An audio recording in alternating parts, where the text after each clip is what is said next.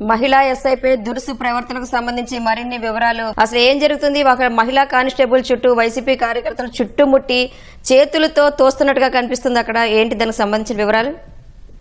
జగన్మోహన్ రెడ్డి విశాఖపట్నం నుంచి ఎన్ఎస్ 16 రహదారి వస్తుండగా హెచ్చర్లకి దగ్గరలో ఉన్నాడనగా ఈ ఆమదాల వలసకు చెందినటువంటి వైకాపా సమన్వయకర్త చింతా రవికుమారు ఆయన అనుచరులతో పాటు బూర్జ ఎస్ఐ ప్రవళికని ఇష్టానుసారంగా తోసుకుంటూ ఆమెను తోపులాటగా మధ్యలో పెట్టేసి చుట్టుముట్టి ఆమెకి ఇబ్బందికర పరిస్థితులు సృష్టించారు.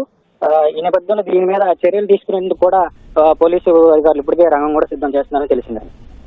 అంటే ఆమె ఒక్క ఆమె ఉన్నారా, ఇంకా ఎవరైనా ఉన్నారా?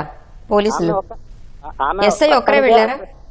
ఆ పక్కన ఇతర పోలీసులు ఉన్నప్పుడు కూడా వాళ్ళు హైవే మీదకి వెళ్ళడానికి జన సమీకరణకు ర్యాలీలకు ఎలాంటి అనుమతి ఇవ్వలేదని ముందుగానే తెలిపారు.